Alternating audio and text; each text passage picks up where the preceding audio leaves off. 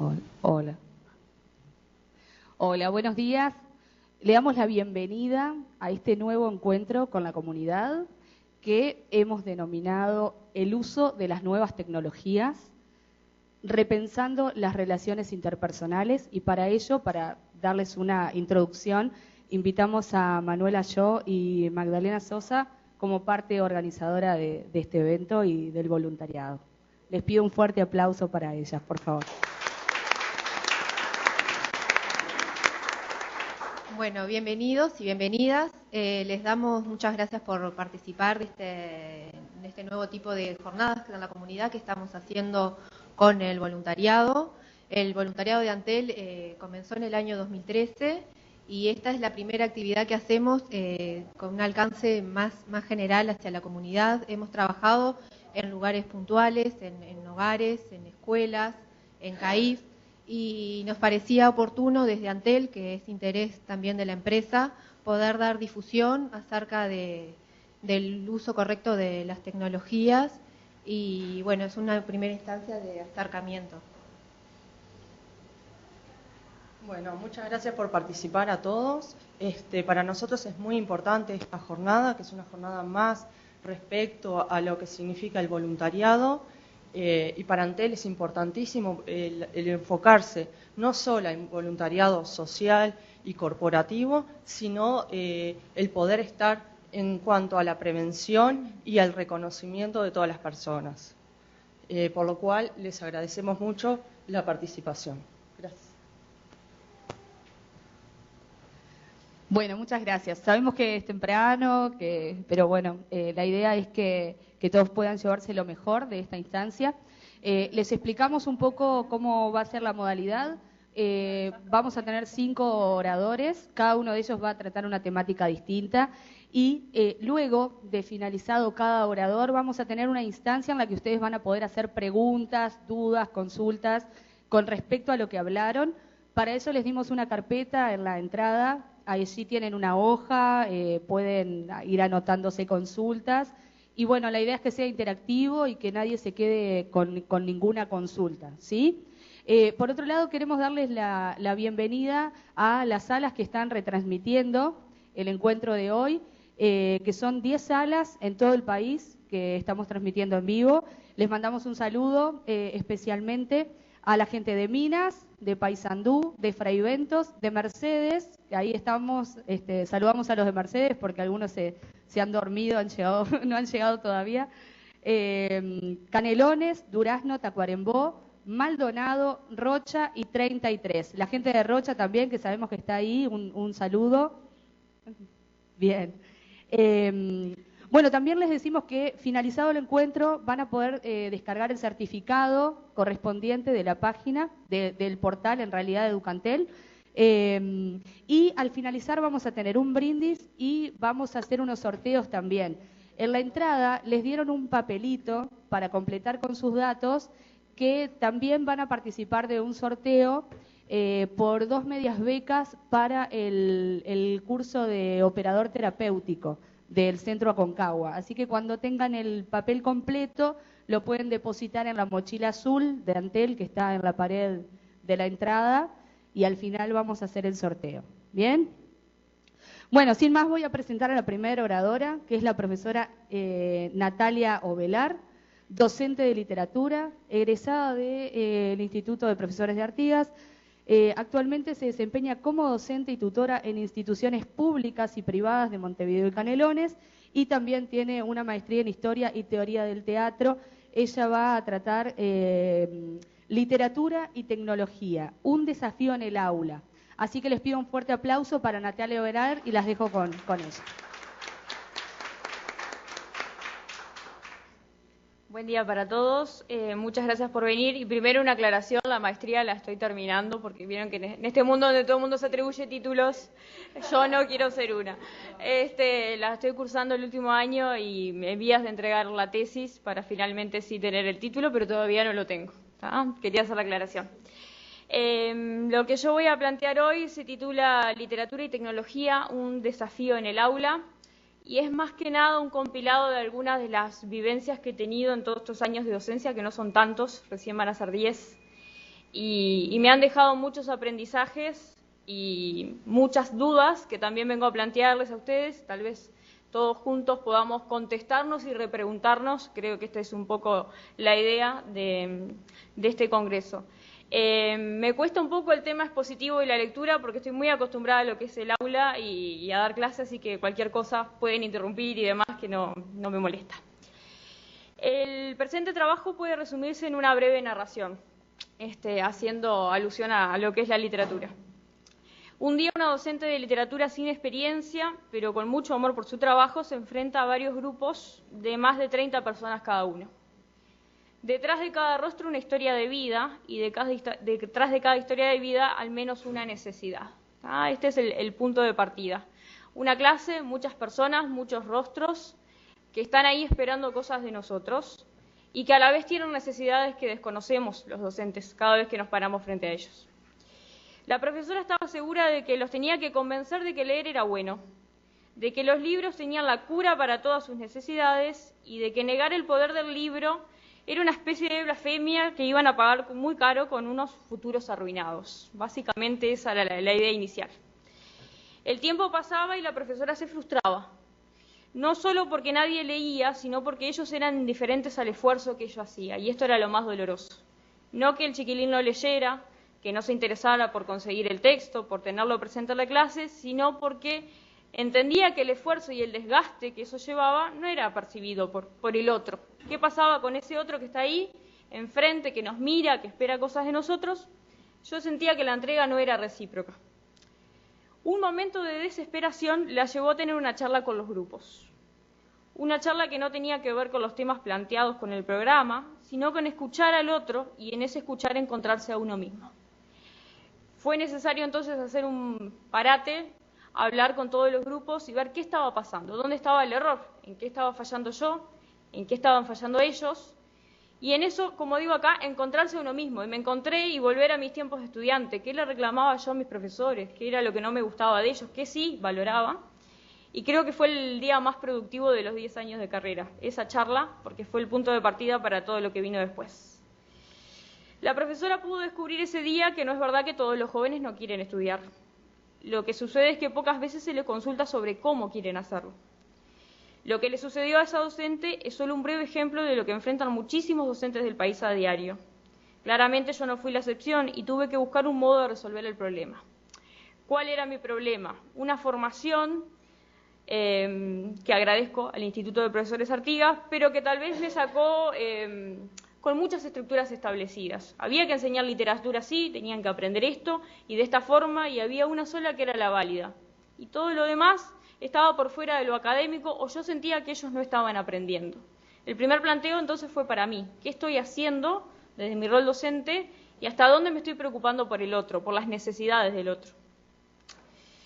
Esa charla, como les decía, fue de las cosas más ricas que recibí en la carrera porque me permitió pensar y repensar estrategias para favorecer a la diversidad del adolescente con el que trabajo.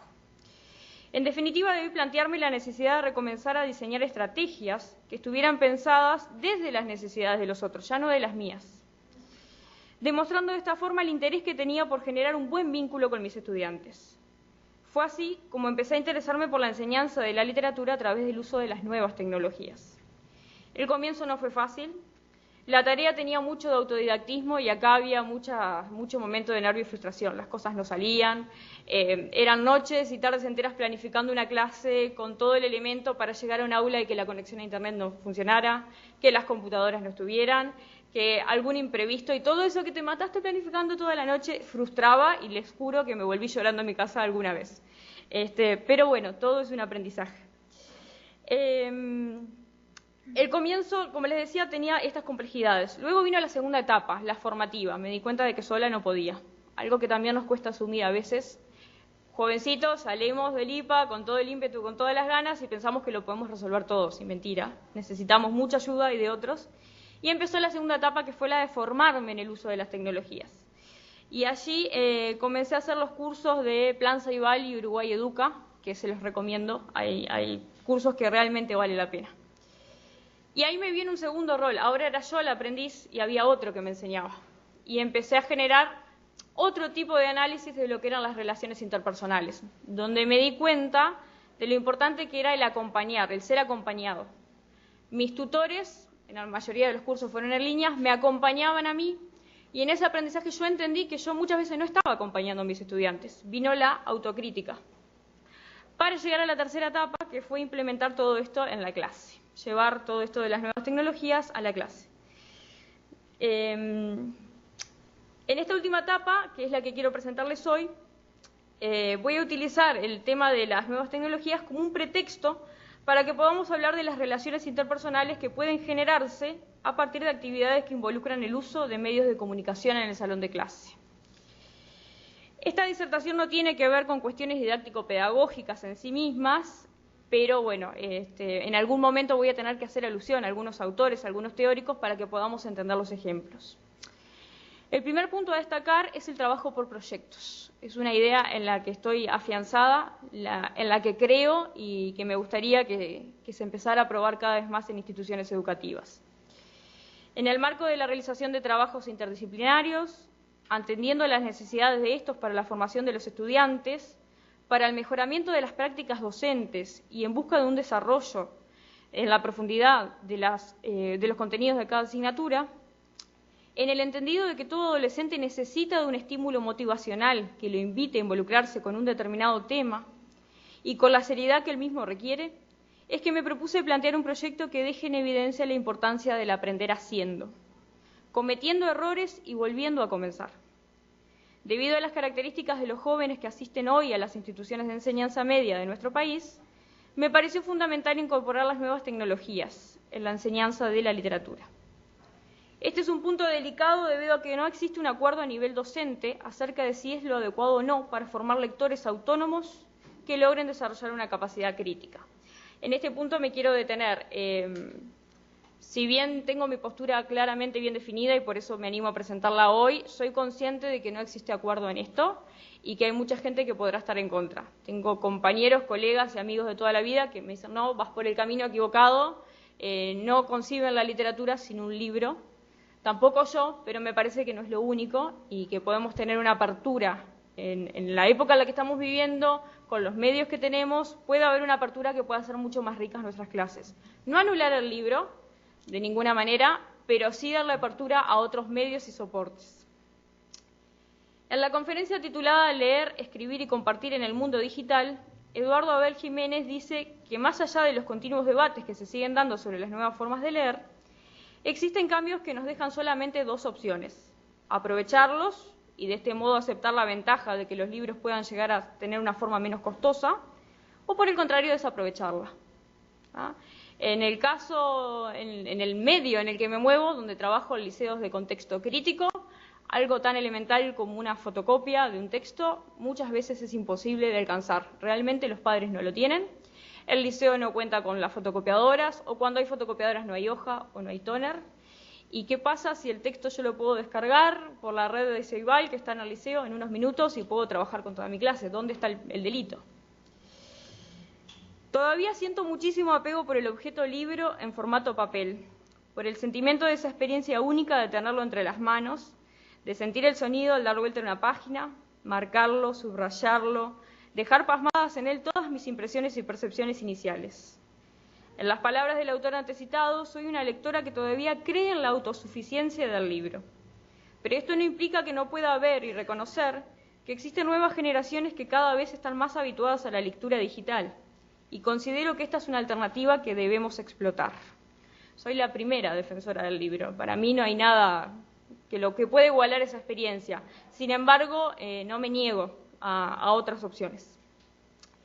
Como explica el autor Tarasov, estamos asistiendo a una extensión de las capacidades comunicativas y cognitivas de las personas. En última instancia, la tecnología tiene una gran influencia en el desarrollo de la vida de las personas, porque existen actores que las configuran a través de su accionar. También Néstor García Canclini explica que es necesario acercarse a la diversidad para poder fomentar la lectura. Y es justamente pensando en ello que me propuse trabajar con algunas herramientas de la web 2.0 que considero pueden acercar la lectura a los diferentes alumnos con los que trabajo a diario. Acá también quiero hacer una precisión. Cuando entramos al aula, recibimos un grupo en marzo, tenemos a la cabeza un alumno ideal, y eso es una mentira. Luego los empezamos a conocer y tenés 30 alumnos, 35 alumnos totalmente diferentes, algunos de los cuales presentan una problemática específica que tenemos que atender. Cada vez es más común todo lo que tiene que ver con los déficits atencionales, dislexias y demás. Las herramientas de la web 2.0 permiten, incluso a personas que no tengan una formación específica en esa área, atender a esa diversidad. El alumno que tiene un problema visual puede trabajar desde el oral. El alumno que tiene problemas motrices, algo tan simple para nosotros como es tomar un lápiz, tal vez, bueno, puede trabajarlo desde las teclas de su computadora, desde su tablet. Y creo que estamos ofreciendo apertura y esa clase verdaderamente está llegando a todos. No solamente a aquel que puede escribir, el que puede leer, el que escucha bien, sino a todos. La pregunta que debemos realizarnos ahora es, ¿qué nos aportan las nuevas tecnologías a la clase? Y luego de pensar y repensar, una de las respuestas que encontré es que podemos jugar a ser otros. Y en ese juego, si se realiza con mucho cuidado y respeto, el adolescente comienza a mostrar sus verdaderos intereses. Ya lo decía Bakhtin en su libro La carnavalización literaria. Al jugar a ser otros nos liberamos, nos animamos a decir y hacer cosas que la mayor parte del tiempo reprimimos. De allí el uso de las máscaras en las fiestas de todas las clases sociales, incluso las más populares como el carnaval, ¿no? Es como la máscara que nos libera, tapo quién realmente soy y me animo a hacer las cosas que realmente deseo. Cuando el joven juega a ocupar el lugar de los otros, comprende que existe algo que se llama empatía. Más allá de que sepa el significado de la palabra o la haya escuchado alguna vez, la vivencia. El estudiante entiende que hay actividades que requieren de trabajo y que esto, lejos de ser un problema, es una enorme satisfacción. En el juego descubre que se define a sí mismo por sus similitudes y por sus diferencias con otros. Se eligen compañeros de trabajo, se enojan con el que no colabora, exigen una devolución por parte del profesor, compiten por una calificación y se ayudan unos a otros porque valoran la dificultad. El vínculo docente-alumno comienza a cambiar porque el profesor ya no es el adulto que reprime y prohíbe el uso de determinados elementos en clase, sino que es el guía que propone nuevos usos del mismo. En el imaginario popular tenemos alumnos totalmente alfabetizados informáticamente, creemos eso. En la vida real yo me encuentro con estudiantes que no saben adjuntar un archivo a un correo electrónico. Cuando les pido que envíen alguna tarea que no se puede terminar en clase y que la manden por archivo adjunto, muchos de ellos no saben hacerlo. Considero que no saben hacerlo porque posiblemente nadie se los enseñó, porque posiblemente todos creemos que son nativos informáticos y eso es una mentira. Hay que educarlos en tecnología, hay que enseñarles. Los objetivos de la educación pasan a ser otros en una institución que forma a través de proyectos, y justamente uno de los proyectos en los que se debe hacer hincapié es la enseñanza de nuevas tecnologías a partir de nuevas tecnologías. En este tipo de estrategias el docente pasa a ser un guía que ayuda a los estudiantes en sus dudas, pero no resuelve problemas por ellos. La exposición queda totalmente eliminada. Les decía hoy que me cuesta un poco esto de tan expositivo. En la clase donde entran las nuevas tecnologías, el docente es un guía, que es una especie de satélite, hablan algunos autores, que va por diferentes grupos de trabajo tratando de ayudar, pero no resuelve dudas y la exposición desaparece por sí sola. En lugar de resolver de forma expositiva, vuelve a problematizar la duda para que ellos se den el apoyo suficiente para continuar con la actividad. El camino es más largo, pero también es más libre, porque son ellos quienes deciden cuál es el camino que van a tomar, qué tiempos cuentan para hacerlo. Algunas de las estrategias trabajadas en clase se fundamentaron en el uso de las herramientas que ofrece la web 2.0. Otras simplemente tuvieron como protagonista un teléfono celular, una consigna de trabajo y alumnos dispuestos a crear. Los celulares son integrantes de nuestras clases desde hace bastante tiempo y los adolescentes gustan de provocarnos y romper los límites con acciones a través de ellos. Tratar de obtener una foto, una filmación del docente se vuelve una verdadera hazaña. Claro está que generalmente buscan hacerlo a escondidas para no ser descubiertos por el profesor, pero también nos encontramos con alumnos que se han aislado a través del celular dentro del aula y no pueden ni quieren prestarnos atención. Estamos frente a un estudiante desmotivado que está haciendo un mal uso de la tecnología dentro de la clase. Tal vez esto se deba al hecho de que no encuentra la clase un planteo propuesto por el docente que le genere un desafío, que verdaderamente lo invite a interiorizarse con los contenidos propios de la asignatura. Seguramente, si ese mismo celular se pudiera transformar en una potencial herramienta de trabajo, el estudiante intentaría realizar la tarea que le fue asignada. En la conferencia titulada TIC y Educación, César Coll explica que la presentación de la TIC en el ámbito educativo presenta algunas dificultades, ya que los logros alcanzados están por debajo de las expectativas que se tienen. Este autor sostiene que no se debe bajar el nivel de expectativas, ya que considera que las TIC tienen cualidades que permiten transformar la enseñanza. El problema está en el uso que hacemos de la misma. La tecnología ha penetrado el hecho educativo, pero no ha logrado transformarlo en algo significativo para el alumnado, porque se está haciendo un mal uso de la misma. Tal vez la solución no sea pedirle que apague el celular y se ponga a trabajar.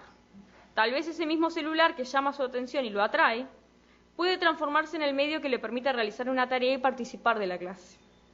En palabras del propio Coll, los profesores utilizan estas herramientas para hacer lo mismo, no las utilizan para innovar. Desde mi experiencia personal puedo decir que desde hace algunos años los celulares pueden ser utilizados en mi clase. Es por todos conocidos que la mayoría de las veces los alumnos tienen aparatos más modernos que los nuestros y que conocen muy bien su funcionamiento, aunque el uso que hagan del mismo apunte más al consumo que a la educación y la formación académica.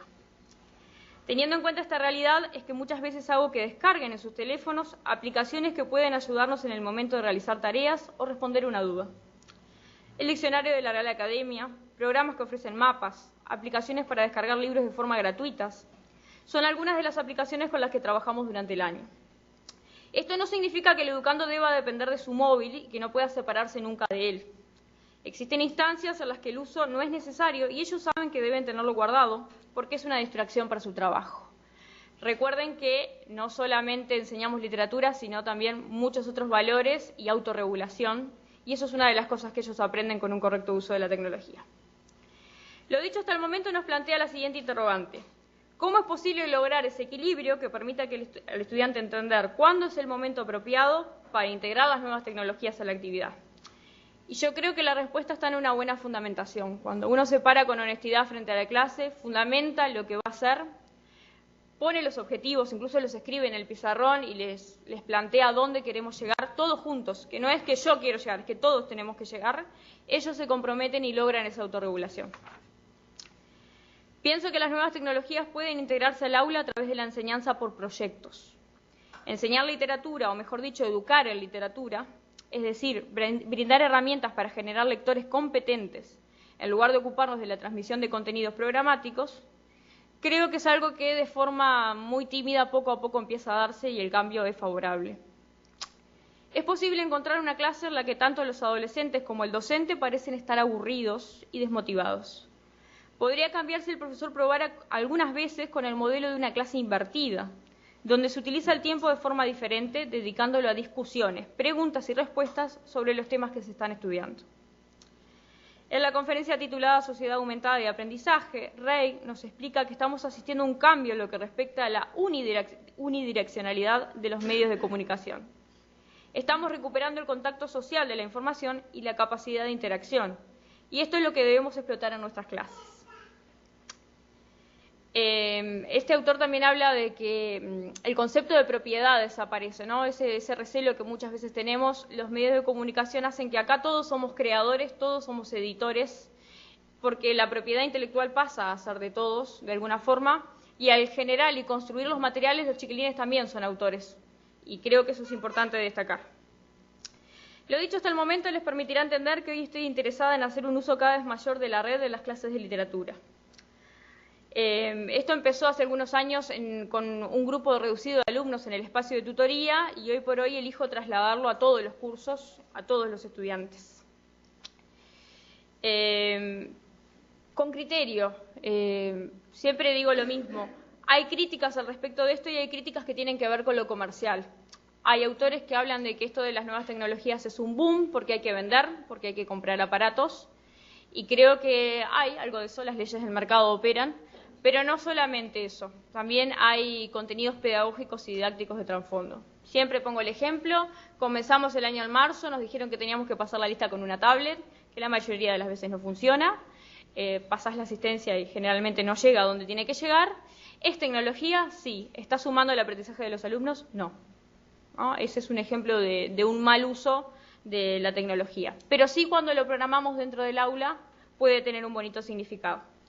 Para ir redondeando, me gustaría mostrarles, ya que he hablado de las herramientas de la web 2.0, algunos de los trabajos realizados por los estudiantes, para que ustedes vean cómo con muy poquito, con un simple teléfono, lo podemos trabajar. Lo que tenemos en pantalla es un Padlet, que es un muro interactivo.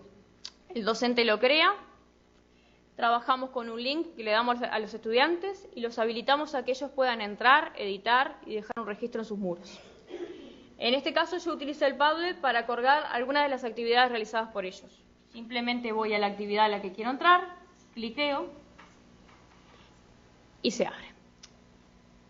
Lo que tenemos acá es otra de las herramientas que ofrece la web 2.0, que es una web quest.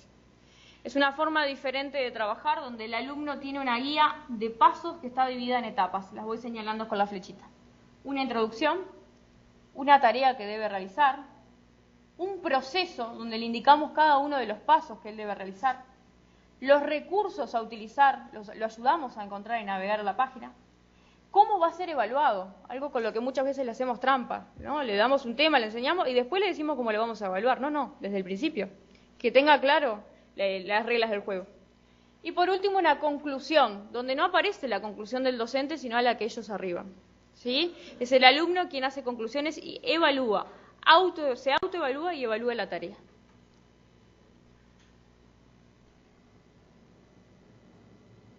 Acá les voy a mostrar otro ejemplo de Padlet, por ejemplo, con una unidad del curso de tercer año, que es literatura gauchesca, tema Martín Fierro.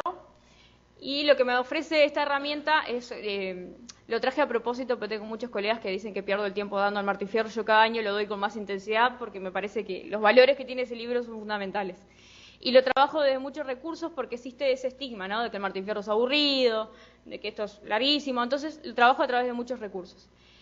¿Qué me ofrece este muro interactivo? La posibilidad de colocarles videos, música, texto, ¿no? Desde acá ellos tienen el link y acceden a diferentes formatos de ese texto para que elijan cuál es el que más les gusta.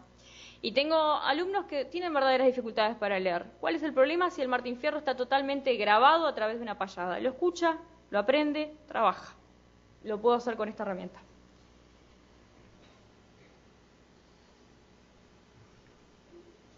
A ver si se abre.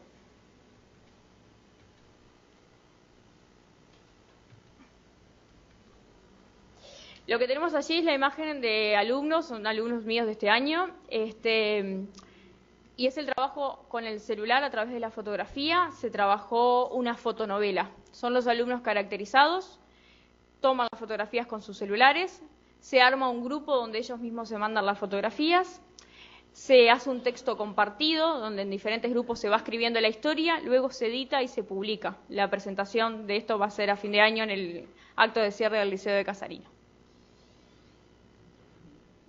Y por último, porque también quería trabajar un poco lo audiovisual, seleccioné uno de los tantos videos donde aparecen los alumnos en esto del jugar a ser otros, ¿no? Una de las propuestas era crear un programa periodístico donde ellos tenían que entrevistar a un autor y a partir de allí trabajarlo. Es todo ficción, por las dudas. Buenas tardes. Bienvenidos a un nuevo programa de Espacio Cultural, desde Exteriores. En el día de hoy entrevistaremos al señor Carlos Maggi, desde Exteriores. Pero primero, vamos a un corte. Chocolate por fuera, merengue corazón, Ricardito.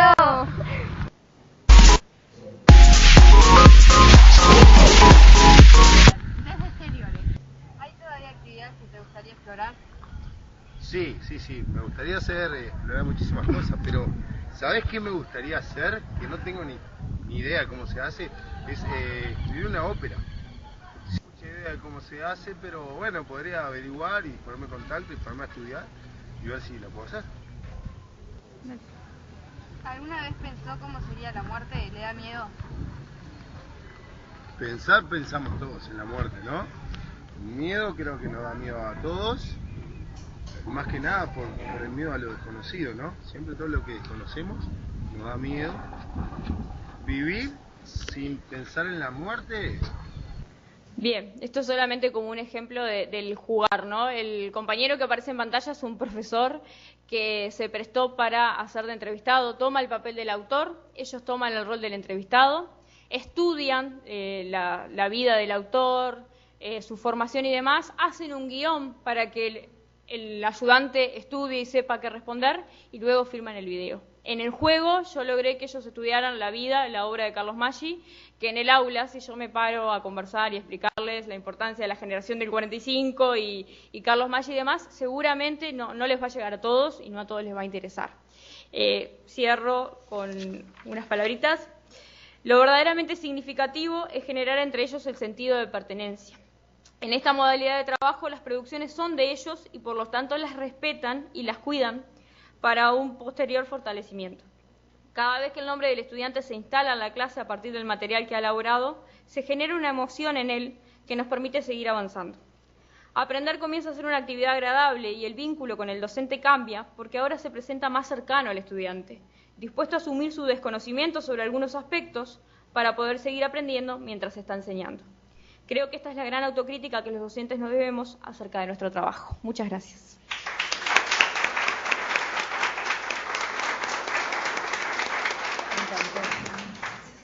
Bueno, y tal como lo planteamos al principio, tenemos espacio para 3 preguntas, ¿no, Silvia? ¿Sí? 3 preguntas.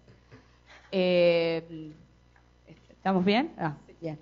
Le damos la palabra. Vale, dale. Un segundo que te llevo el micrófono hasta ahí, porque si no... No, porque si no, no escuchan en las salas del interior.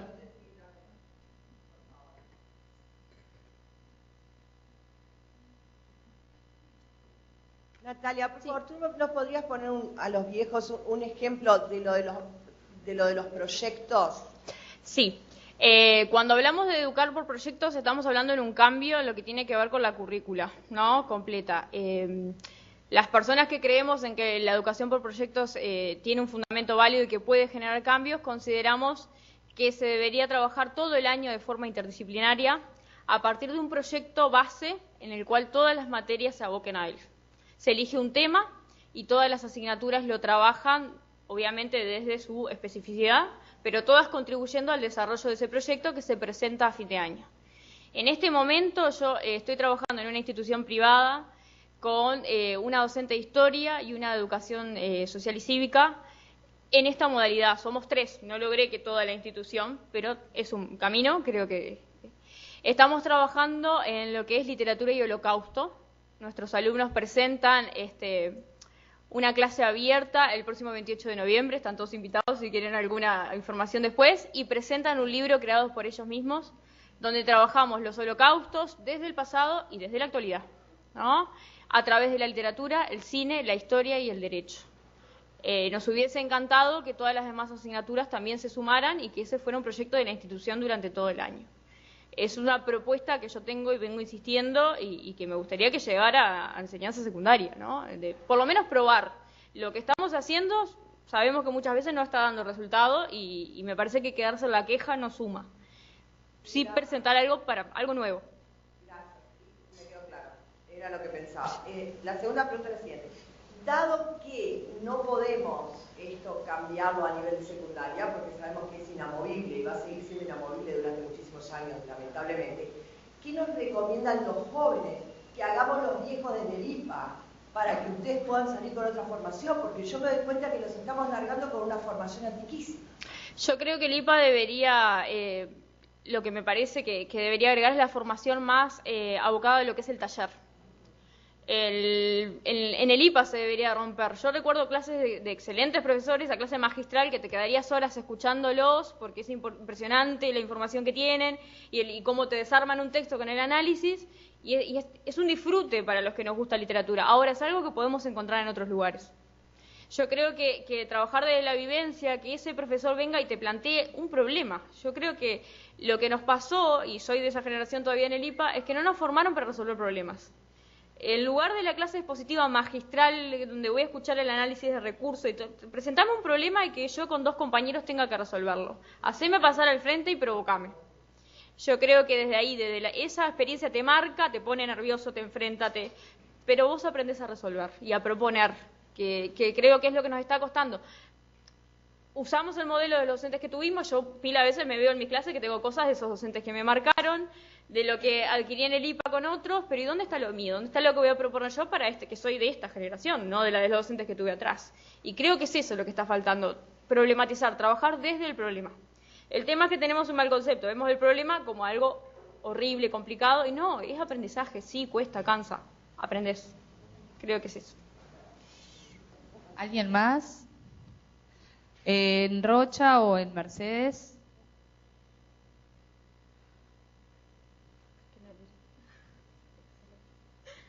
Bien, entonces agradecemos, Natalia, tu exposición y vamos a dar paso a la segunda oradora, Cintia Peraza. Ella es licenciada en Psicología, psicoanalista y también está cursando una maestría en Psicología Clínica en la Facultad de la República.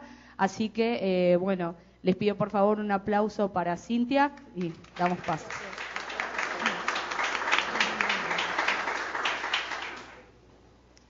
Bueno, primero que nada, agradecer la invitación a participar de esta jornada, agradecer la concurrencia y agradecer también a las personas que nos están siguiendo desde el interior del país. Bueno, y tal como el nombre de esta jornada lo indica, hemos sido convocados aquí por la Unidad de Apoyo al Personal y Área de Relacionamiento con la Comunidad de Antel, con la propuesta de repensar nuestras relaciones interpersonales, en este mundo en el que las nuevas tecnologías tienen un papel protagónico. Pero antes de entrar específicamente en este tema de las relaciones interpersonales, en este escenario protagonizado por estas nuevas tecnologías, les propongo hacer una pausa y detenernos para pensar en primer lugar en la importancia de las relaciones interpersonales en la vida de cada uno de nosotros, en el carácter decisivo de los vínculos que establecemos con otras personas, en cuánto nos marcan, cuánto nos influyen, en el peso que tienen sobre nuestra vida. En este punto me gustaría compartir con ustedes unas formulaciones del psicoanalista Sigmund Freud, contenidas en un texto del año 1930 denominado El malestar en la cultura, que se refieren a los vínculos entre los seres humanos. Allí Freud reflexiona sobre la felicidad, sobre las posibilidades que tiene el hombre de ser dichoso, sobre la vida humana en general. También reflexiona sobre el bienestar, pero también sobre la desdicha y el sufrimiento. Allí Freud señala que el sufrimiento amenaza desde 3 lados al hombre. Y lo que les voy a compartir ahora son las propias palabras de Freud. Él dice: desde el propio cuerpo, que destinado a la ruina y la disolución no puede prescindir del dolor y la angustia como señales de alarma; desde el mundo exterior, que puede abatir sus furias sobre nosotros con fuerzas hiperpotentes, despiadadas, destructoras; por fin, desde los vínculos con otros seres humanos. Al padecer que viene de esta fuente, lo sentimos tal vez más doloroso que cualquier otro. Notemos aquí que Freud no solo nombra 3 fuentes de sufrimiento, el propio cuerpo, el mundo exterior y los vínculos entre los seres humanos, sino que distingue esta última fuente, señalando que el sufrimiento que proviene de aquí, tal vez lo sentimos más doloroso que cualquier otro. Pero ¿por qué me importa compartirles este pasaje? ¿Por qué cito justamente estas palabras de Freud? Porque me parece que de la manera que él lo expone, queda de manifiesto la importancia, el carácter decisivo de los vínculos entre los seres humanos. Tomar en consideración estas palabras implicaría reconocer que el vínculo con otros seres humanos es tan decisivo, tan importante en la vida de cada uno de nosotros, que puede ocasionar un sufrimiento más doloroso que el que podría ocasionar el propio cuerpo, por ejemplo, a través de las enfermedades, o también un sufrimiento más doloroso que el padecer por los destrozos que la naturaleza enfurecida puede generar, por ejemplo, mediante huracanes, terremotos, diluvios. En estas palabras queda en evidencia la potencia de las relaciones interpersonales. Potencia de la que seguramente todos nosotros hemos tenido noticias. Seguramente hemos podido experimentar cuánto dolor es capaz de ocasionar un amor que nos abandona, los conflictos con nuestra familia, las discusiones con un amigo, con un vecino o con un compañero de estudio o de trabajo. Nos duele que el otro no nos salude, no nos tenga en cuenta o no nos reconozca. Pensemos, por ejemplo, en cuánto puede sufrir una persona que se va del país, que se va con el proyecto para concretar, ¿no?, tener un trabajo mejor, para poder seguir la carrera que quiere, y que después de un tiempo lo logra y consigue todo eso, incluso consigue algo más, pero todo el tiempo se lamenta de estar lejos y de no poder abrazar a esa persona que quiere, de no poder estar el día del cumpleaños con ella, no poder compartir una charla, ¿no? O sea, el peso que tiene justamente el encuentro con el otro, el poder estar conectados con los demás. Sin ir más lejos, puede dolernos mucho si comprobamos que hemos sido desalojados de las redes sociales, si hackean nuestras cuentas, si alguien borra todas las fotos, los mensajes, los videos, las canciones que compartía con nosotros, o si nos bloquean, o si stalkeamos el muro de alguien y nos encontramos con cosas que hubiéramos preferido no ver, como la foto de él o de ella con otro u otra, o si por el contrario no nos encontramos con nada que haga referencia a nosotros. Y quizás ahí nos sentimos ignorados y también nos duele. Tal vez también sufrimos cuando nos clavaron el visto o cuando el otro, estando en línea a las 3 de la mañana, no nos habla. Pero también están los casos contrarios, en los que parece que congeniamos tan armónicamente con las personas que nos rodean, ya sea amigos, parejas, familiares, conocidos, que sentimos felicidad, bienestar. Quizás nos sentimos las personas más dichosas del mundo y nos sentimos completos. Pensemos, por ejemplo, en el enamoramiento, ese momento fugaz en el que creemos haber encontrado en el otro todo lo que nos falta y nos sentimos plenos. O en lo dichosos que puede hacernos sentir un mensaje de texto que nos llega de la persona que más queremos y que nos corrobora que estaba pensando en nosotros. Como vemos, el vínculo entre los seres humanos es decisivo. No vivimos sin los otros. El hombre es un ser social y desde siempre ha necesitado relacionarse y comunicarse, compartir experiencias y sentimientos, acompañarse de otros. En todas las épocas ha mantenido relaciones con sus semejantes. Desde siempre se ha asociado con otros, ya sea para cuidarse mutuamente, para sobreponerse a los efectos de las epidemias, las plagas, las sequías, o para proveerse de alimentos, cazar, pescar, recolectar. En todas las épocas el hombre ha formado comunidades y organizaciones sociales y ha tejido redes, sin las cuales no hubiera podido sobrevivir.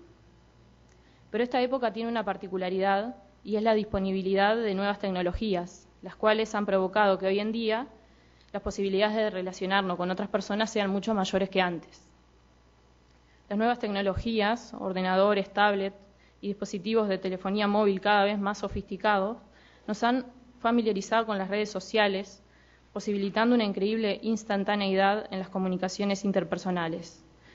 Nos brindan la facilidad de encontrarnos con gente de nuestro pasado o de establecer relaciones, ya sean amistosas, afectivas, profesionales, científicas, etc., con personas que en otro contexto nunca llegaríamos a cruzar ni una sola palabra.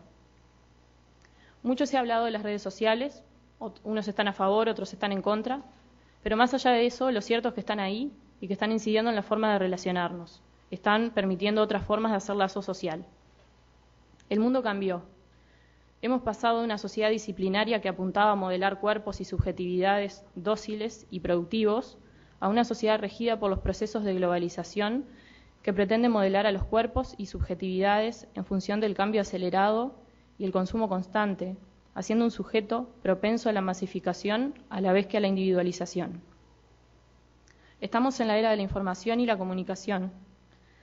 Tenemos un mundo sin fronteras, las distancias se han acortado, al igual que los tiempos de espera. Todo está a un clic de distancia.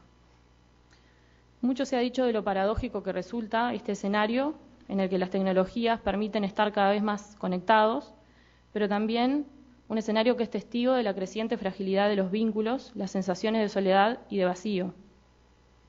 En este mundo vivimos conectados, hiperconectados con los otros, pero al mismo tiempo podemos vivir desolados. En este mundo es posible tener miles de amigos en Facebook, por ejemplo, y pasar solos el día de nuestro cumpleaños. Los lazos afectivos se han vuelto frágiles. Es frecuente que lleguen a la consulta con psicólogos sujetos que se sienten solos, vacíos, desencajados, aislados, fuera de lugar, desbordados o extremadamente ansiosos producto de su intento de responder a las múltiples exigencias que la sociedad impone para ser parte de ella. El sociólogo y filósofo Bauman hablaba en términos de liquidez, hablaba de una modernidad líquida, de una sociedad y un amor líquido. Estamos en una época donde todo es fugaz, veloz y flexible, donde no hay ideas demasiado sólidas, fuertes, a las que el sujeto pueda aferrarse. una época en la que no hay grandes compromisos y en la que estamos seguros de que nada es para siempre y de que debemos estar listos para adaptarnos, para cambiar de sintonía, de forma, en cualquier momento. Se trata de una época en la que caen los ideales, no hay grandes autoridades. Los psicoanalistas lacanianos hablamos de la caída del nombre del padre. Hoy, el lugar del padre como regulador está desdibujado. La función del padre como autoridad que nos pone límites está desfallecida, declinada. No solo no hay quien nos ponga límites, sino que además, en esta época, estamos sometidos al imperativo de gozar ya, de consumir bajo la promesa de éxito y felicidad. En esta época debemos existir, escaparnos del anonimato, mostrarnos, ofrecernos a la vista de los otros, al punto de volver público lo privado. Aunque puede pensarse que las propias comunidades virtuales son las que aíslan y vuelven frágiles los vínculos, al ofrecerle al sujeto un nuevo partener, o sea, cada uno de nosotros está emparejado con su aparato, y sustituir el contacto físico por la relación virtual que se mantiene a través de una pantalla, para muchas personas las comunidades virtuales ofrecen pertenencia y compañía. Las redes sociales hacen sentir a los sujetos que no están solos. El sujeto puede experimentar la sensación de que siempre existe para alguien, para algún otro disponible todos los días, a toda hora, del otro lado de la pantalla. Las redes sociales proporcionan al sujeto un espacio de encuentro y de desencuentro con el otro. Un espacio en el que el sujeto se inscribe a través de su palabra. El propio Facebook le pregunta al usuario qué está pensando, lo invita a hablar sobre cómo se siente, sobre qué está haciendo, dónde o con quién está. Lo invita a compartir cómo le ha ido en el día. Allí el sujeto, a través de su palabra, encuentra un lugar. Estas redes lo invitan a ensayar palabras con la expectativa de que sean audibles, legibles, captadas y reconocidas por el otro, de quien se espera una respuesta. Esos mensajes, la mayoría de las veces, no se dirigen a un destinatario en particular, sino a destinatarios inespecíficos. Muchos usuarios utilizan las redes para contar abiertamente lo que han hecho en el día, cada una de sus acciones cotidianas. Por ejemplo, me acabo de levantar, me voy a acostar, si se van de vacaciones, si se van de compras, si están felices por algún motivo. Otros usuarios las utilizan a modo de buzón de quejas sobre la educación, sobre la injusticia, sobre el tránsito, sobre los gobiernos, el clima o incluso sobre la mala suerte. Hay quienes las usan para pedir recomendaciones y favores, y hay otros que las usan para desahogarse, calmar ansiedades o temores, evacuar dudas. Incluso hay quienes hacen una especie de encuestas para relevar la opinión de la gente sobre cuestiones como ¿me afeito? ¿Me corto el pelo o no? ¿Qué vestido me pongo? Podríamos pensar que el sujeto, también por este medio, sigue buscando las respuestas a la pregunta inaugural ¿qué quiere el otro de mí? Pregunta a la que se ve confrontado desde que existe como sujeto. Pregunta que le surge al no saber qué es para el otro, más allá de lo que el otro le dice y más allá de lo que el otro le pide, y que son preguntas que se mantienen a lo largo de su vida. Las redes sociales se constituyen como un espacio en el que la palabra puede ser desplegada y dirigida a otro. Distintos sujetos, desde distintos lugares, asumiendo distintas posiciones, escriben, dicen distintas palabras. En las redes, las palabras de uno se encuentran con las palabras del otro, y allí, el encuentro entre ellas genera distintos efectos. Se producen malos entendidos, discusiones, conflictos, disoluciones de parejas, así como también enamoramientos o inicios de relaciones de amistad u otras asociaciones. Algunos profesionales se encuentran futuros clientes, algunas empresas se encuentran futuros compradores, algunos dueños se encuentran a sus mascotas perdidas. Nuestro mundo es un mundo de palabras. Los humanos somos seres de lenguaje. Recibimos palabras antes que alimento, ellas nos esperan y nos marcan, incluso desde antes de nacer. Estamos hechos de palabra, disfrutamos y padecemos a través de ellas. Por esto escribimos en las redes sociales, llenamos los muros de pedidos, descargas, insultos, muestras de afecto, reclamos o publicaciones sobre lo acontecido en el día. En las redes sociales podemos apreciar las palabras en acción, los efectos que generan. Podemos apreciar que así como hay palabras que dañan, que hieren, que enferman, que lastiman o destruyen, hay palabras que reconfortan, que enamoran, alegran, dan paz, calman o curan. No en vano Sigmund Freud afirmaba que unas pocas palabras bondadosas son más eficaces que cualquier medicamento producido por la ciencia moderna.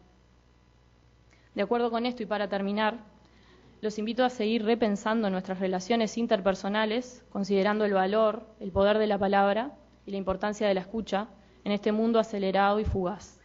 Pues, como decía Pablo Neruda, no hablar es morir entre los seres. Las palabras dan vida a la vida. Muchas gracias.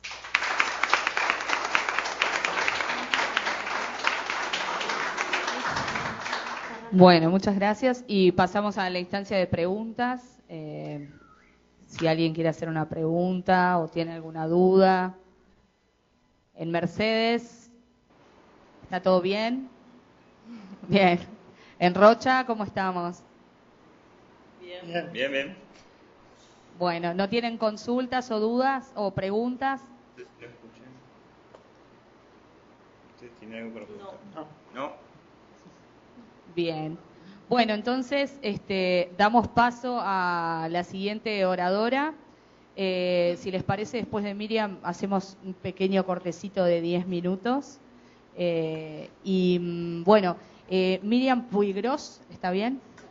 Miriam es especialista en sexología clínica y educación sexual, es psicóloga en el Hospital Vilar de Bo, ex vicepresidenta de SUS y ex presidenta de FUSEX, y es co-coordinadora del curso de formación de educador sexual de SUS, y hoy nos va a hablar sobre lo virtual, ciberespacio próximo o lejano, relaciones a distancia. Así que damos paso a Miriam y bueno, bienvenida. Muchas gracias. Bueno, buen día para todos y todas, tanto aquí en Montevideo como en otras partes, ¿no?, del país. Me alegra ver que tenemos muchos puntos de contacto, ¿no?, con las otras exponentes, ¿no? Y mi tema es... ¿Ahí? ¿Ahí se siente? ¿Se escucha bien? Hablar un poco, les voy a contar un poco cómo me surgió la idea de escribir este trabajo, ¿no?, que en realidad fue a partir de hace muchos años, también en algo que tiene que ver con la literatura, ¿no? Mi hobby es escribir poesía y pequeños cuentos, y a raíz de lo que me transmitía una paciente en relación a un intento de entrar en las redes y vincularse con otras personas, me sugirió un poema, sus sentimientos y emociones, que subí a un foro de poesía y que titulé al poema Hotline, como para que fuera un nombre que tuviera cierto gancho y fuera leído, ya que se suben muchas cosas a la red.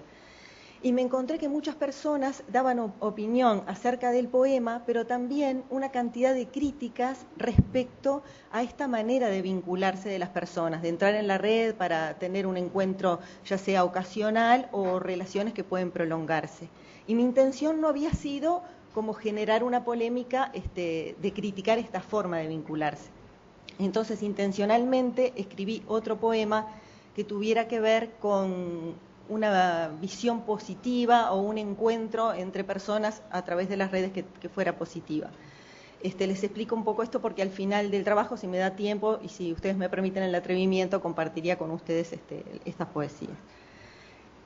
Elegí estas dos frases de Manuel Castells, de Internet, un instrumento de libertad y de autonomía, y que la tecnología no determina la sociedad, sino que la plasma. Por lo que decían las compañeras también que me antecedieron, de que cuando surgen a veces cosas nuevas, formas nuevas de vincularse, aparecen a veces críticas y el temor o poner un acento muchas veces en los riesgos, ¿no?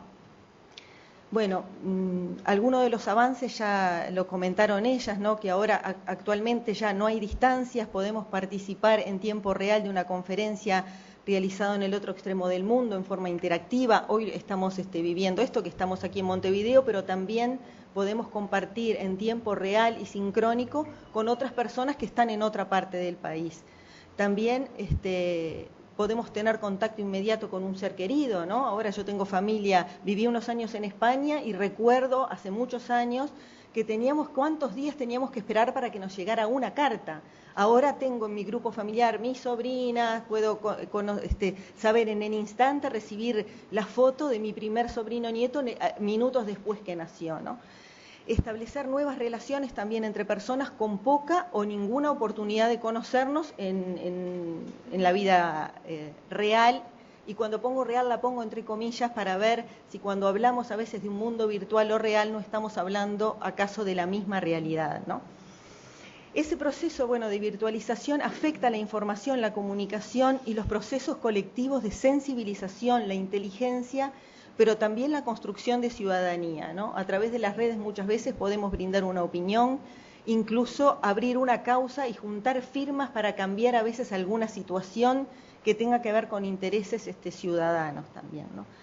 Y también interpela hasta las formas de estar juntos y de congregarnos en estas comunidades virtuales y la forma de vincularnos también afectiva y sexualmente. Nuestra hipótesis, entonces, en la realización de este trabajo es que afirmamos la realidad de la ciberafectividad, sexualidad, y le revalorizamos los vínculos y relaciones internáuticas. O sea, planteamos que las mismas pueden alcanzar un involucramiento a veces y una dimensión aún más intensa que muchos encuentros, a veces cuerpo a cuerpo, piel a piel, donde a veces la persona con la que estamos en tiempo real y personal capaz que ignora nuestras necesidades y nuestros sentimientos más íntimos. Nos preguntamos entonces si quedan los cuerpos, porque una de las situaciones muchas veces es decir que el cuerpo no participa de estos intercambios, ¿no? Entonces mi pregunta era, ¿quedan los cuerpos marginados de ese contacto sexual y afectivo, gobernados solo por procesos cognitivos, y si podemos hacer realmente una distinción entre vínculos reales y vínculos virtuales, ¿no? Y quería aclarar, ¿no?, que de este trabajo está excluido todo lo que tiene que ver con la prostitución por internet y el consumo de pornografía, sino que aborda aspectos relacionados a los vínculos a distancia, ¿no?, que pueden mantenerse en el tiempo o tratarse de un contacto esporádico u ocasional, ¿no?, para obtener este placer afectivo y sexual. Bueno, un poco para ponernos de acuerdo con los términos, cuando hablamos de ciberespacio, la palabra cibernaut proviene de esta palabra, ¿no?, que significa pilotear una nave, y que se empleó por primera vez en la novela de ciencia ficción Neuromante, ¿no?, escrita por Gibson en el 84, donde los dispositivos vinculados en red generan un ámbito interconectado. Aparece un nuevo mundo llamado ciberespacio, ¿no? Este espacio virtual contiene todos los recursos de la información y comunicación disponibles en la red, o sea que Internet vendría a ser como la infraestructura y lo que llamamos el ciberespacio, el contenido, ¿no? Cuando hablamos de cibersexo, sería la forma que incluye a través de mails, chat, mensajes multimedias, en el cual dos o más personas conectadas a través de un dispositivo intercambian mensajes o imágenes sexualmente estimulantes, ¿no? Sexo telefónico o online, o ahora también las aplicaciones, ¿no?, como Tinder, que de pronto permiten a las personas conectarse y también hacer un intercambio de imágenes y de contenido afectivo y sexual.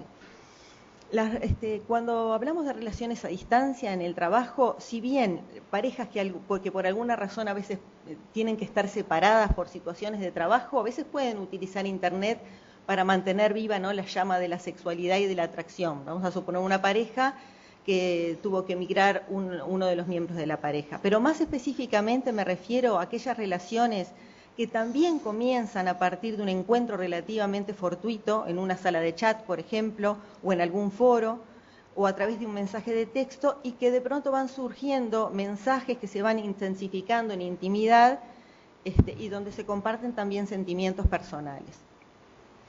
Muchas veces siempre estamos apegados y viendo la realidad desde concepciones binarias, ¿no? Por ejemplo, bueno o malo, mujer, varón, homosexual, heterosexual, claro, oscuro. Y también dentro de estas concepciones binarias podemos incluir nuevamente mirar esta realidad como mundo real y mundo virtual, como si fueran dos entidades o dos realidades diferentes. Aparecen entonces posturas muchas veces que descalifican el alcance emocional, sexual de la llamada relación virtual, como un riesgo de poder quedar a veces atrapados en la red, donde vemos que las fronteras físicas desaparecen, donde Internet también aparece dinamitando la geografía, el tiempo y espacio toman una nueva dimensión, y también la comunicación con otros y otras en diferentes lugares del planeta las podemos tener al mismo tiempo, ¿no?, lo que decíamos recién. Y también se empiezan a conformar muchas veces vínculos afectivos sexuales interpersonales que tienen también esa característica de ser transregionales. También otra dicotomía que tenemos, que también lo vivimos desde el ámbito de la psicología, cuerpo-mente, cerebro-genitalidad, ¿no? Donde muchas veces tendemos a pensar qué es lo válido, qué es lo... En estas partes del binomio siempre hay uno que carga con las características a veces positivas y el otro es el depositario de lo riesgoso o lo de descalificado o menos positivo. Entonces vemos que en este caso que estamos hablando de relaciones interpersonales, donde también tiene la importancia la afectividad y la sexualidad, tener en cuenta que la genitalidad no es la única protagonista de la expresión sexual, que el cuerpo ofrece múltiples zonas erógenas y que el cerebro es la sede de la sensualidad y posibilita a su vez múltiples caminos de atracción y de acercamiento, siendo muy vasto, ¿no?, el terreno en donde florecen las fantasías y las posibilidades de producir emociones y sensaciones que también pueden ser placenteras y que pueden tener con que ver con esta promoción a veces del propio deseo de las personas. También, a veces cuando hacemos énfasis en la genitalidad, hoy en día vemos que otras partes del cuerpo pueden suplir, ¿no?, a los genitales, como puede ser una caricia, ¿no?, para provocar determinada sensación, y también objetos, ¿no? Entonces vamos a ir tratando de ir viendo a veces las luces y las sombras de estos temas, ¿no? Y aparece muchas veces una nueva tendencia a patologizar. Yo a veces pienso que hoy, la tendencia de hoy es que nos paramos mucho a hacer una mirada tan crítica que tendemos como a patologizar todo, ¿no? Y esta tendencia a enfatizar lo patológico y a crear nuevas patologías y sus consiguientes tratamientos también ha alcanzado las relaciones internáuticas, ¿no?, donde se dice que el uso excesivo de las redes con finalidad sexual podría llevar a una adicción. Vemos que se hace como un hincapié mayor en los riesgos, ¿no? Se mencionan los riesgos y peligros del ciberespacio como si fuera un lugar donde se puede estafar, mentir, donde hay pedofilia, donde hasta puede haber asesinos en serie, ¿no? Y sin embargo podemos ver que los mismos peligros, ¿acaso no están, ¿no?, en la vida real? Es que no estamos hablando de la misma vida, porque muchas veces lo presentamos como dos entidades o realidades aparte, la virtual y la real. El mundo físico se hace presente en ese tildado de imaginario y a su vez ese mundo imaginario de alguna forma nutre lo real, ¿no? Somos nosotros con nuestra historia y realidades que nos relacionamos con este nuevo mundo, llevando a él nuestros íntimos deseos y necesidades. Este autor, Manuel Castel, señala que el mundo virtual nos pone en el mismo continente. Él habla de espacios de flujos, o sea, como que las localidades se desprenden de sus significados, ¿no? Lo cultural, lo del barrio, la cosa propia de mi comunidad, para constituir un collage de imágenes donde podemos hablar de un espacio de flujo sustituyendo eso de los lugares, ¿no? Porque podemos encontrarnos con otras culturas, ¿no?, lo que él llama un estado en red y una sociedad en red. Otros autores también hablan de nuevas mediaciones, pero no de una nueva realidad, no de una realidad diferente. Ya lo mencionaban ellas dos, ¿no?, también de que muchas veces cuando surgen a veces cosas nuevas, como habla este autor, Román Gubert, en un libro que él habla, El Eros electrónico, que aparecen tendencias neofóbicas y neofílicas, ¿no? O sea, aquellas posturas, aquellas personas que de pronto ante las nuevas tecnologías surgen la fobia a lo nuevo, ¿no?, expresadas en temores, desconfianza, resistencias.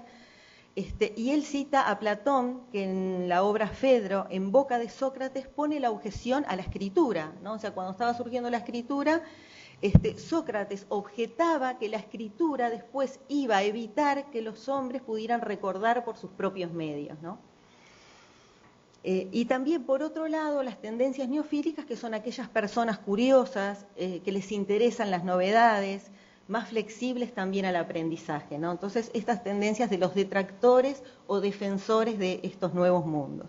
Entonces, ante la posibilidad de las relaciones virtuales, algunos ponen el acento en los riesgos, en los peligros, en la suspicacia, en la descalificación del intelecto del otro, porque muchas veces cuando una persona dice que tuvo un encuentro con una persona en una sala de chat o que de pronto mantiene un vínculo o a tal hora se citó con alguien en la red que no lo conoce personalmente, a veces hay personas que dudan de que el intelecto de esa persona, ¿no?, o la capacidad esté funcionando como bien, como que está haciendo algo medio loco, o se cree que tiene un amigo o una relación cuando ni lo conoce, ¿no? Y otras personas que no ven tanto como los riesgos, sino que utilizan ese espacio, se vinculan, obtienen gratificación ocasional o relaciones que mantienen en el tiempo. Otra autora habla también de las relaciones de identidades ficticias, ¿no?, que no tienen por qué ser negativas, ya lo explicó ella, cómo a veces el representar otro en esa situación de aprendizaje de literatura se encontraban elementos positivos, como una persona también en esto de pronto de encontrarse con un otro, donde el primer contacto capaz que no es la apariencia física, sino el contenido emocional o las necesidades más íntimas o el compartir con otra persona. Esta autora hablaba de esto, ¿no?, de que agrega de que con las redes digitales aparecen nuevas prácticas que son difíciles de catalogar en este medio de la comunicación mediada por la computadora. Entonces menciona esta posibilidad de las identidades ficticias como si fuera, bueno, no pueden mentir las personas en sus identidades, ¿no? Como la tendencia también a convertirse en otra persona, estarían como señalando el lado más oscuro.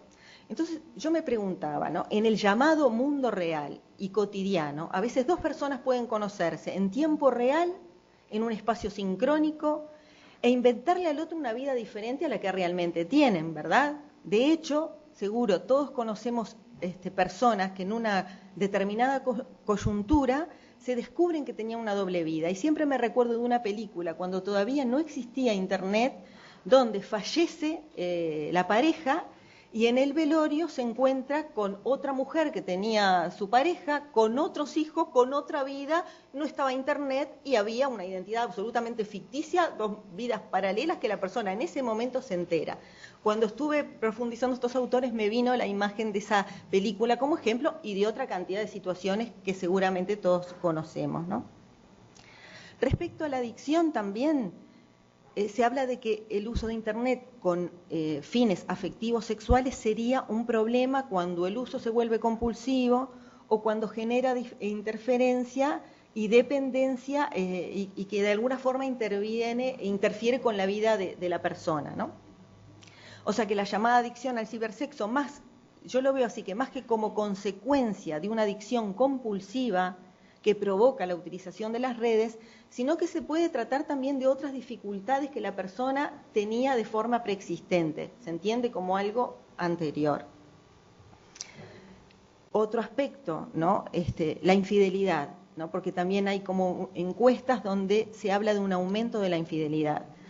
Y como decía la compañera en la intervención que hablaba de la importancia de las palabras, ¿no?, y cómo estas palabras o este lenguaje impactan la sexualidad, cómo la sexualidad también, y dentro de la sexualidad el lenguaje deviene símbolo y altera también lo que considerábamos instintivo, cómo la connotación psíquica de las sexualidades humanas trasvasa las conexiones nerviosas con la genitalidad, por ejemplo. Y hablamos de sexualidades en plural, porque plural es la variabilidad también de caminos, de expresiones amorosas, de las subjetividades puestas en juego, lo decían también ellas, de recorrer ese camino hacia el encuentro con el otro o la otra, en lo que tiene que ver también con el placer. Y que dentro de esta cultura electrónica también provoca cambios en los modos de comunicación y se profundiza poco en ellos, se profundiza poco en estos cambios en el modo de comunicación, cuando dejan visible muchas veces la conexión que hay con el lenguaje, ¿no? O sea, las interrelaciones de pareja, los vínculos íntimos, la profunda relación que tienen con el lenguaje.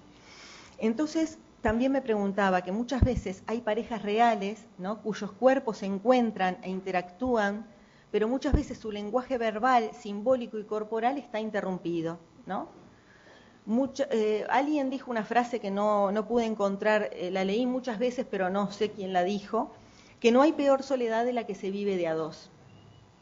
Y que a veces en ese vacío convencional en el que se resignan muchas parejas, se ve interferido por extraños y extrañas visitantes que nos llegan a través de la red, ¿no? y que se habla entonces del aumento de la infidelidad, sobre todo del aumento de la infidelidad femenina, ¿no? Y como consecuencia, ¿no?, como culpabilizando el uso también de Internet que facilita esos intercambios sexuales. Entonces, bueno, en este análisis, en esta reflexión de personas que de pronto viven en pareja, a veces comienzan un vínculo a distancia, que además a veces de un ejercicio de capaz que de una forma, bueno, de seducción y de renovación, ¿no?, de un erotismo capaz que olvidado dentro de la relación, puede llegar a constituir un verdadero intercambio de emociones y expectativas que no se podían exteriorizar. Entonces podemos señalar muchas veces a Internet como un riesgo, ¿no?, decir, bueno, esto lo provoca Internet, o queda otro camino, como decía la compañera, que es rever nuestra comunicación interpersonal, hacer una revisión de qué pasa, cómo nos estamos comunicando, ¿no? Porque a veces en esa comunicación cuerpo a cuerpo, dejamos morir esa comunicación en una realidad que de alguna manera se transforma en virtual, porque estamos juntos, pero estamos realmente juntos en ese espacio que compartimos, cuando capaz que no nos estamos contando lo que sentimos o pensamos. Y bueno, y como la pregunta de si será como Internet la responsable de esto. Bueno, yo también citaba a Bauman, me sonreía cuando ella lo traía, ¿no? Porque cuando uno lee a Bauman, vemos que antes se amaba mucho mejor. Él trata las angustias de la modernidad, no voy a repetir lo que dijo ella, habla de las conexiones líquidas, del amor líquido y todo eso, y lo relaciona con Internet, como que las relaciones por Internet se transportan a la realidad. Decía entonces, él antes decía también que tenemos en la red, en Internet, la posibilidad de conectarnos o desconectarnos a voluntad. Entonces yo decía, en la relación electrónica uno siempre puede apretar la tecla suprimir, como terminar con ese vínculo. Y yo pensaba, bueno, en el mundo real, antes incluso de Internet, muchas veces en un lugar alguien nos decía, esperame un minuto que voy al baño, y capaz que no volvía, ¿no? O de pronto, mañana te llamo, y no llamó nunca más. O sea que una forma de dar delete desde mucho antes de que existiera una tecla con ese nombre, ¿no? Este autor, Matamoros, hace una crítica de Bauman diciendo que también se olvidó de la perspectiva de género, o sea que al hombre siempre se le enseñó a amar líquido y a las mujeres se nos enseñaba a amar sólido, y que ahora capaz que la diferencia es que las mujeres también, al tener mayor independencia, también tienen como la posibilidad de amar líquido o de decidir si quieren amar sólido, si continúan con alguien que de pronto ama líquido. ¿Me explico? ¿No? Que antes de pronto no era que las relaciones fueran tan estables, sino forzadas. A mi abuela, por ejemplo, la idea de divorcio o de separación no le pasaba por la cabeza, aunque capaz que su convivencia no fuera la ideal, ¿no? Entonces, otra pregunta es si está el cuerpo implicado en lo virtual, ¿no? Y pensamos que es imposible que el cuerpo no esté implicado en las relaciones virtuales, ¿no?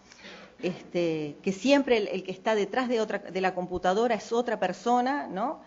Y que no es la anatomía siempre que es determinada por la biología, sino que estamos en un mundo inserto de símbolos que también nos transmiten cosas, ¿no? Bueno, esto me lo voy a saltear porque es un estudio que se hace de las neuronas espejos, de lo que tiene que ver cuando recibimos determinadas palabras con determinadas acciones, el impacto que tiene en nosotros y cómo también moviliza aspectos de nuestro cuerpo, ¿no? Y bueno, estas neuronas se activan ante imágenes en una computadora o ante la ausencia, si hay ausencia de imágenes, también por palabras que pueden estar susurradas a través de la red y que pueden también provocar deseo y reacción corporal, como excitación, lubricación, tumescencia, y se pueden dar entre dos personas en ese encuentro tildado de virtual. Bueno, estos autores hablan de si no podríamos considerar a Internet y al ciberespacio como un espacio real, ¿no? Dice que Internet funciona como un espacio social en sí mismo, un lugar donde las personas pueden citarse, encontrarse y actuar como podría ser la plaza anteriormente o un café, que no es una ficción. Habla del tercer entorno, Echeverría, ¿no? Habla de un tercer entorno siendo el primero la naturaleza, el segundo la ciudad. Entonces habla de la posibilidad de crear estas comunidades virtuales, ¿no? Y que ese espacio es parte de nuestra realidad, no es virtual o imaginario, sino que es real y que interactuamos con él. Es así que planteamos que en ese espacio las personas pueden también recorrer los caminos del amor y de una expresión de la sexualidad que puede ser compartida, atrevida y lúdica. Después, porque no me queda mucho tiempo, ¿no? También un poco algunos autores que hablan de la crisis del sentido y las nuevas tecnologías, ¿no?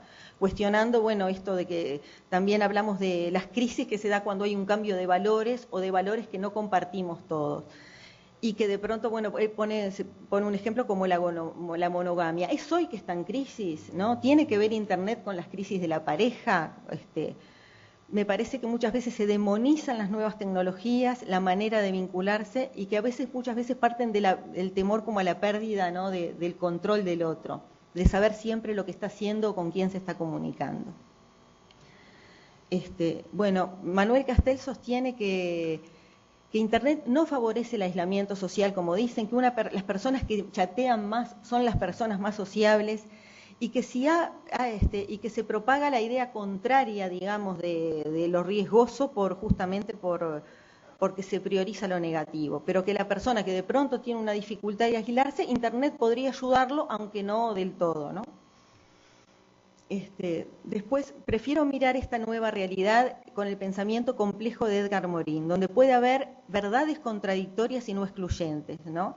Donde estas innovaciones comunicacionales ocurren a toda velocidad y afectan nuestras relaciones en lo físico y en lo afectivo. O sea que esta dicotomía, veracidad o virtualidad de las relaciones sexuales y afectivas no sería tal, ¿no? No podemos verlas como verdad o virtualidad, sino que lo tenemos que mirar desde este pensamiento complejo, donde a veces pueden coexistir dos verdades contradictorias pero igualmente aceptables, ¿no? Aquellas reales y aquellas virtuales que se dan en una única y compleja realidad. Entonces las conclusiones serían que la liviandad y deshonestidad en las relaciones y comportamientos amorosos y sexuales depende más de las conexiones internas con nuestra propia historia que de las conexiones externas. Que este ciberespacio, más próximo que lejano, se asiste para compartir con otra persona que puede comunicarse y también existir. Que estar conectados es un acto que depende de nuestra voluntad y nuestro deseo y necesidades, y que la conexión estará determinada, cual el sentido de una relación, de la dependencia o necesidad de ir al encuentro de eso que me brinda el otro u otra, en esta manera diferente, pero siempre tan humana, de comunicarnos y hasta de amarnos. Y si me permiten, si me queda un minutito, comparto con ustedes los poemas que dieron como disparador de este trabajo. El primer poema, que fue donde yo les comenté que lo subí y que la gente opinaba del poema, pero también del aspecto negativo de estos vínculos, ¿no? Una voz comanda su deseo, desalinea sus prolijos sentimientos, avanzan más allá de la frontera del permiso conocido, de su propio permiso. El placer se desvincula del vínculo, el sinsentido de sentir con nadie, un nadie que la hace suya y la desvela, que sin ser suyo la provoca y evoca la magia del encuentro. Cualquier rostro se hace vasija para contener lo no vertido en ningún sitio y una principal necesidad sin satisfacerse nunca. Ese fue el poema que motivó esas. Ahora les voy a mostrar la otra versión que fue escrita intencionalmente, no a punto de partida de algo que me comentaran. Aquella voz prometía mimosa diluvio de caricias presentidas. Su piel recuperó la memoria y el derecho a permitirse. Femenina virtud, la decente atención de sus sentidos. Desencadenan susurros, la expresión tentadora en secreto. Lúdicamente atrevido, el guión de esta puesta en escena, auténtica o inauténtica como la realidad. Se miran a los oídos, taquicardia y latidos. Reconoce viva aquella posibilidad en ejercicio. La fantasía cómplice los acerca, se estrechan, se acarician sin tocarse, certeramente sin equivocarse. Hilo conductor de eléctrica proximidad, la imaginación presta su coartada. Se sintieron, sonrojaron, suspiraron, transpiraron. ¿Quién duda que hayan estado juntos? Muchas gracias y perdón la demora.